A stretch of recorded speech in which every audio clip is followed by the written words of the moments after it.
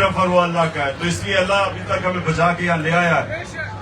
اور ماشاءاللہ آپ کی جو جماعت ہے پاکستان کی تاریخ میں پھر سے کہہ رہا ہوں، میری عمر تقریباً پاکستان سے 5 سال چھوٹی ہے.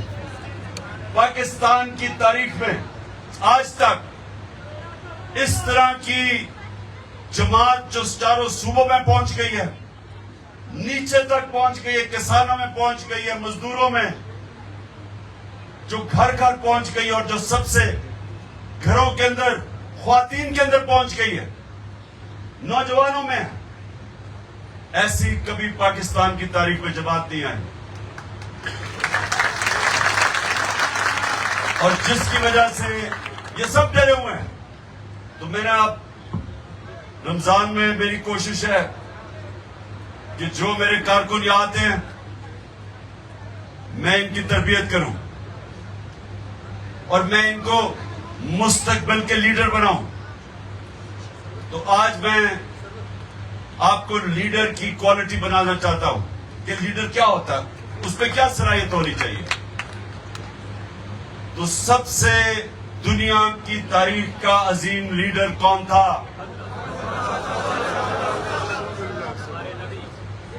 ہمارے نبی محمد مصطفیٰ صلی اللہ علیہ وسلم. دنیا کی جب بھی لیڈرشپ کے اوپر کتاب لکھتے ہیں کہ کس نے سب سے زیادہ، کس کے کارنامے سب سے زیادہ تھے، تو کسی انسان، کسی لیڈر کے وہ کارنامے نہیں تھے، چاہے آپ مسلمان ہو یا نہ ہو، جو میرے نبی صلی اللہ علیہ وسلم کے تھے. ایک کتاب لکھی گئی 100 گریٹسٹ مین، دنیا کے 100 عظیم انسان، اس میں نمبر 1 ہمارے نبی تھے. انگریز نے لکھی تھی کیونکہ جو صلاحیتیں ان میں تھی کسی اور دنیا کے لیڈر میں نہیں تھی. تو اب میں آپ کو بتانا چاہتا ہوں وہ صلاحیتیں کیا تھی. سب سے پہلے لیڈر کے کیریکٹر ہونا چاہیے. اگر لیڈر کا کیریکٹر نہیں ہے وہ لیڈر نہیں بن سکتا. ڈنڈے مار کے وہ لوگوں کو عزت نہیں کروا سکتا. اپنی عزت آتی ہے اس کے کیریکٹر سے، اور وہ کیریکٹر 2 چیزوں کے اوپر بیس ہوتا ہے، صادق اور امین. نبوت سے پہلے میرے نبی کو سب صادق اور امین کہتے تھے، اور ہر مسئلہ جب لوگ حل کرنا چاہتے تھے تو ان کے پاس جاتے تھے، کیونکہ ان کو پتا تھا وہ سچے بھی ہیں اور امانت دار بھی. یہ 2 کوالٹیز سب کے، اگر آپ اپنی عزت کروانا چاہتے ہیں، یہ 2 چیزیں اپنے اندر ڈال لیں. آسان نہیں ہے، سچ بولنا آسان نہیں ہے. ظالم کے سامنے سچ بولنا آسان نہیں ہے. سچ آپ کو طاقت دیتا ہے، کیونکہ اللہ الحق ہے، اللہ سچ ہے. جب آپ سچ بولتے ہیں وہ آپ کے ساتھ آ کے کھڑا ہو جاتا ہے. اور سچے آدمی کہیں دنیا کے معاشرے میں چلے جائیں، کیونکہ وہ رب العالمین ہے اور ہمارے نبی رحمت للعالمین ہے، سب انسانوں کے لیے رحمت بن کے آئے تھے. تو جو ان کے راستے پہ چلے گا، اور پہلے تو وہ سچا، جب وہ سچ بولے گا، جہاں بھی دنیا میں چلے جائے آپ کی عزت ہوگی. ایک بوڑھا قریش آیا نبی صلی اللہ علیہ وسلم کے پاس اور کہا کہ اے نبی، میں عمر کے اس حصے میں ہوں کہ میرا سارا قبیلہ مسلمان ہو گیا، تو میں صرف اس لیے مسلمان ہو رہا ہوں کہ میرا سارا قبیلہ مسلمان ہو. لیکن نبی مجھے ایک چیز بتا، ایک، کیونکہ میں اپنی عادتیں نہیں بدل سکتا، مجھے ایک چیز بتا کہ میں وہ کروں اور میں مسلمان ہو جاؤں. تو نبی صلی اللہ علیہ وسلم نے کہا سچ بولو. ایک چیز مسلمان ہونے کے لیے ہے تو سچ بولا کرو. سچ کی اتنی بڑی طاقت ہے، جھوٹے آدمی کی کوئی عزت نہیں ہے. جب کوئی انسان کہتا ہے کہ بھئی لندن تو چھوڑو، پاکستان بھی کوئی پراپرٹی نہیں ہے، اب 2 سال کے بعد اربوں روپے کی پراپرٹیز لندن میں نکلاتی ہیں، تو عزت نہیں لوگ کرتے، عزت نہیں کرتے. ہاں وہ وہ تو اور چیزیں نکلتی آ رہی ہیں. لیکن سنیں ہم ادھر نہیں جا رہے. میں جو آپ کو کہہ رہا ہوں کہ پہلے تو سچ کی طاقت پہچانیں. سچ، ایک غیرت مند آدمی کیوں سچ بولتا ہے؟ اگر اس کا جھوٹ پکڑا جائے تو وہ ذلیل ہو جاتا ہے. تو اگر غیرت ہوگی تو ذلیل ہوگا، بے غیرت تو ذلیل ہی نہیں ہوگا. غیرت مند آدمی چھوڑو ان کو چھوڑو. اچھا دوسری چیز امانت دار، انصاف کرنا. یہ یاد رکھیں کہ انصاف کرنا یہ بھی آسان نہیں ہے. قرآن میں اللہ کہتا ہے، یہ ذرا آیت سن لیں. مجھے اس آیت نے بڑا متاثر کیا تھا جب میں نے یہ آیت پڑھی کہ اپنے دشمنوں سے بھی اتنی نفرت نہ کرو کہ انصاف نہ کر سکو. یعنی اپنے دشمنوں سے بھی کسی سے اتنی نفرت نہ کرو کہ انصاف نہ کر سکو. یہ ہے زور انصاف کے اوپر. ماں باپ بھی اگر ماں باپ کے سامنے بھی ان کے خلاف بھی انصاف کرنا پڑے، انصاف کرو. ماں باپ کا کتنا رتبہ ہے ہمارے دین میں، لیکن انصاف کا کتنا اونچا رتبہ ہے اس سے. تو یہ دو چیزیں اپنے یاد رکھیں کہ جب بھی آئے، مثلا آپ جب کیپٹن بنے یا آپ کوئی یونین کاؤنسل کے ناظم بنے یا آگے جائیں ڈسٹرکٹ میں بنے یا ایم پی بنے یا ایم این اے بنے، یاد رکھیں آپ کے اوپر سب سے زیادہ لازم ہے کہ آپ انصاف کریں. کیونکہ اس کو لیڈر مانتے ہیں لوگ جب پتا ہے کہ وہ سفارشی نہیں کھلاتا، وہ انصاف کرتا ہے. جو انصاف نہیں کرتا اس کی عزت نہیں ہے. آج آپ پی ٹی آئی کو دیکھ لیں، تحریک انصاف کو، اور باقی جماعتوں کو دیکھ لیں. ایک جماعت میں سارے زرداری اور بھٹو اوپر بیٹھے ہوئے ہیں، دوسرے میں صرف شریف اوپر بیٹھے ہوئے ہیں. تحریک انصاف میں بتائیں کون سا عمران کا رشتہ دار اوپر بیٹھا ہوا ہے؟ کیونکہ ٹائم کم ہے. تیسری چیز،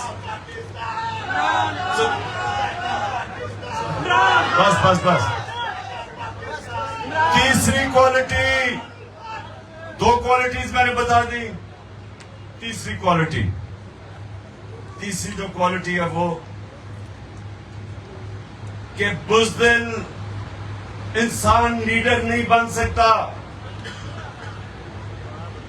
جو لیڈر بنتا ہے اس کو اپنے خوف کے اوپر قابو پانا پڑتا ہے. یہ نہیں کہ ہمیں خوف نہیں ہے، سب کو خوف ہوتا ہے، لیکن لیڈر تب بنے گا جب وہ خوف کے اوپر قابو پا لے. کیونکہ اگر فوج ہے اور وہ دیکھے کہ ان کا کمانڈر یا ان کا جو اوپر جنرل یا میجر وہ ڈر گیا تو ساری فوج اس کی عزت کرنی چھوڑ دیتی ہے. خالد بن ولید دنیا کی تاریخ کا شاید ہی کوئی اس طرح کا جنرل آیا ہو. اگلی سب سے آگے لڑتا تھا. خالد بن ولید سب سے آگے لڑتے تھے، لیڈ کرتے تھے، پھر تھوڑے سے لوگوں سے وہ جیت جاتے تھے. کیونکہ لیڈر آگے، جب تک لیڈر کھڑا ہے اس کی ٹیم کھڑی ہے. کرکٹ کیپٹن، ساری کھیلوں کے اندر صرف ایک کیپٹن میں لیڈرشپ کی ضرورت ہے، ایک کھیل میں، وہ ہے کرکٹ. میدان میں جب مشکل وقت آتا ہے ساری ٹیم کیپٹن کی طرف دیکھتی ہے.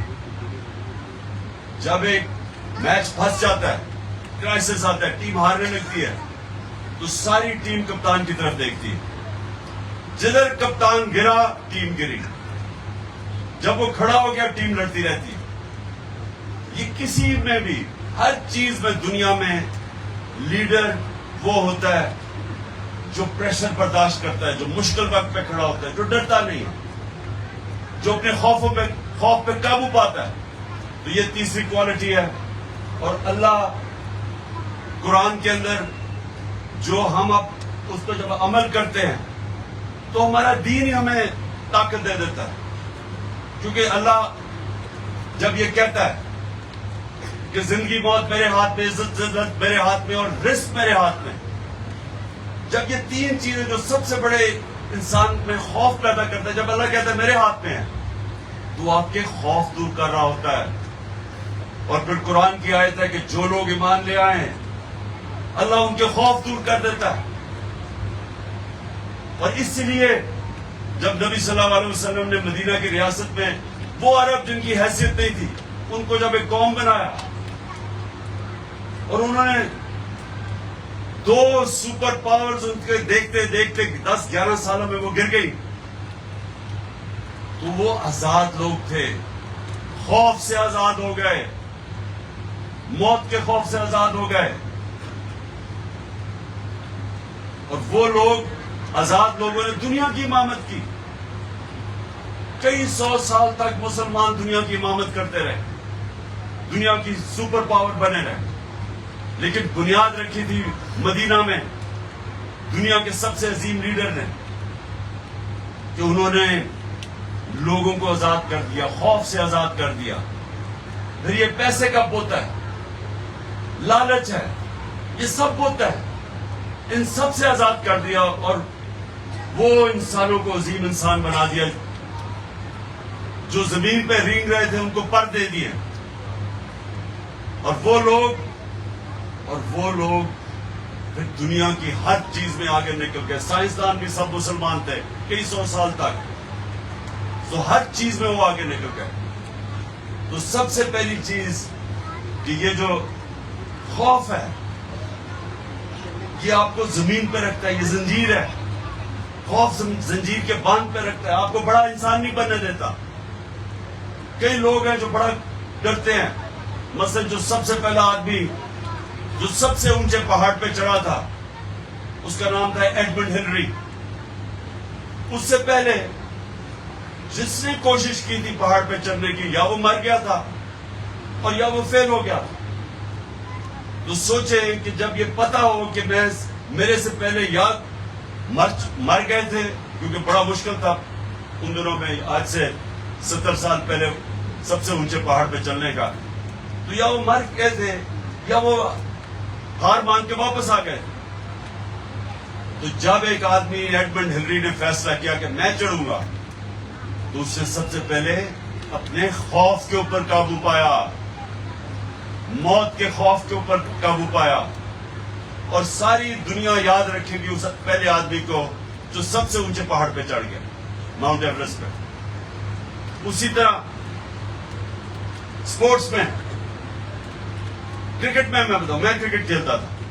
تو جب میں کرکٹ کھیلتا تھا بڑے بڑے اللہ نے ٹیلنٹ کھلاڑیوں میں دیا ہوا تھا, لیکن وہ بیٹسمین گیند لگنے سے ڈرتے تھے, اس کی وجہ سے اوپر نہیں جا سکے, یا وہ ہارنے سے ڈرتے تھے. یہ بھی بہت بڑا خوف ہے, ہارنے کا خوف. بزنس مین ہوتا ہے وہ جو ڈرتا ہے کہ مجھے نقصان نہ ہو جائے, وہ کبھی بڑا بزنس مین نہیں بنتا. ہر جگہ انسان کو چیلنج آتا ہے, اور بڑا انسان وہ ہوتا ہے جو اپنے خوف پہ قابو پا جاتا ہے. اور پھر یہ یاد رکھیں کہ جو آپ کی زندگی ہے نا وہ کبھی سیدھی لائن پہ نہ اوپر جاتی ہے نہ نیچے آتی ہے. یہ ذرا غور سے سنیں آپ, زندگی جو ہے نا وہ اونچ نیچ کا نام ہے.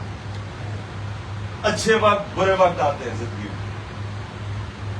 یہ کوئی بھی آج مثلا میں اگر کرکٹ میں بڑا نام تھا تو بڑے بڑے مشکل وقت آئے, ہارا, یعنی بڑے بڑے میچز بھی ہارے, پھینٹے پڑے.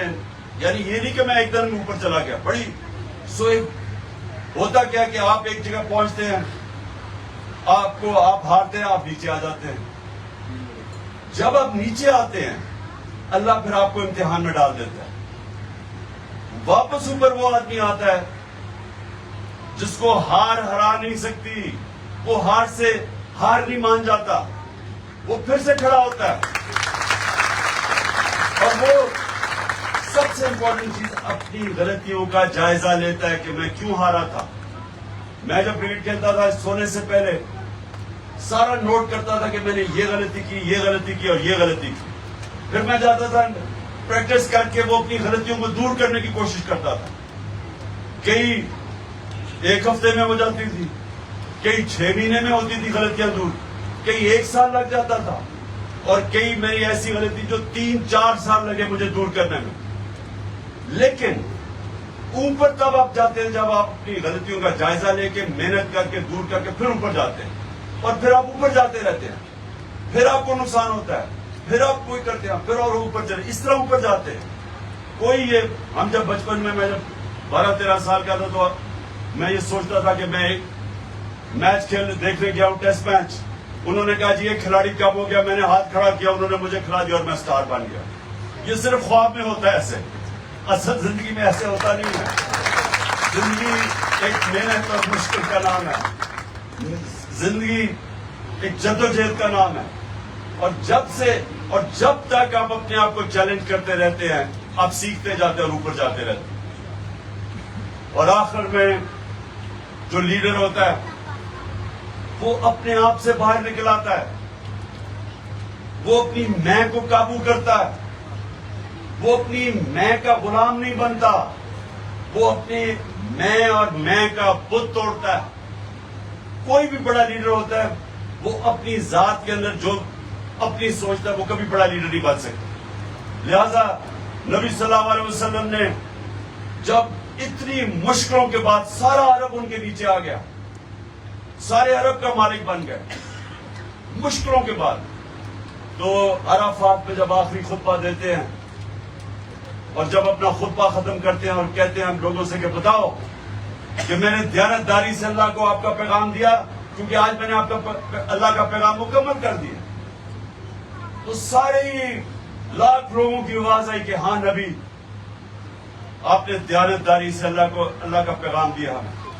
پھر رونا شروع کر دیتے ہیں لوگ، کیونکہ ان کو ایک دم یہ سوچ آتی ہے کہ یہ اگر پیغام پورا کر دیا تو اب تو انہوں نے ہمارے میں رہنا نہیں ہے، یہ تو پیغام دینے کے لیے آئے تھے، یہ ذات کے لیے نہیں آئے تھے، یہ اپنے محل بنانے کے لیے جائیدادیں بنانے کے نہیں آئے تھے، یہ تو ایک اللہ کا پیغام لے کے آئے تھے۔ اسی لیے آج تک اور جب تک دنیا رہے گی ہم ان کے لیے اپنی جانیں قربان دینے کے لیے تیار ہیں، کیونکہ وہ ہمارے لیے آئے تھے، اپنے لیے نہیں آئے تھے۔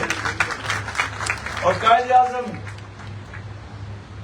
ہمارے جو اس ملک کا لیڈر لنگ کینسر سے مر رہے تھے، کسی کو پتہ نہیں چلنے دیا کہ کہیں پاکستان کو روک نہ دے بننے سے، اپنی ذات کے لیے نہیں آئے تھے، ان کو تو پتا تھا کہ انہوں نے زندہ نہیں رہنا، لیکن ہمارے لیے انہوں نے پاکستان کے لیے آخری دم تک جدوجہد کی، جس کے لیے جب تک ہمارا ملک رہے گا ہم قائد اعظم کو سلام بھی کریں، ان کے لیے دعائیں بھی دیں۔ اچھا جی، دعا کرتے ہیں، روزہ تقریباً کھل کے اذان ہونے سے پہلے 4 میری اللہ سے دعائیں، 4 میرے ساتھ ہاتھ اٹھائیں، دعا کریں۔ اللہ پاکستان کو مدینہ کے ریاست کے اصولوں کے اوپر ایک عظیم قوم بنا۔ اللہ پاکستان وہ ملک بنے جو کوئی انسان بھوکا نہ سوئے۔ اللہ پاکستان میں عدل اور انصاف پیدا کر اور انسانوں کو قانون کے سامنے ایک برابر کر دے۔ اور آخر میں خاص طور پہ یا ممان ادھر سے قبائلی علاقے سے بہت لوگ جاتے ہیں باہر نوکریاں ڈھونڈنے کے لیے، تو میں آپ کے لیے بھی، کیونکہ مائیں بہنیں بچے سب یاد کرتے ہیں جب کمانے والا باہر چلا جائے، تو میری آخری دعا یہ ہے کہ اللہ پاکستان کو وہ ملک بنا جو باہر سے لوگ پاکستان میں نوکریاں ڈھونڈنے آئے۔ آمین۔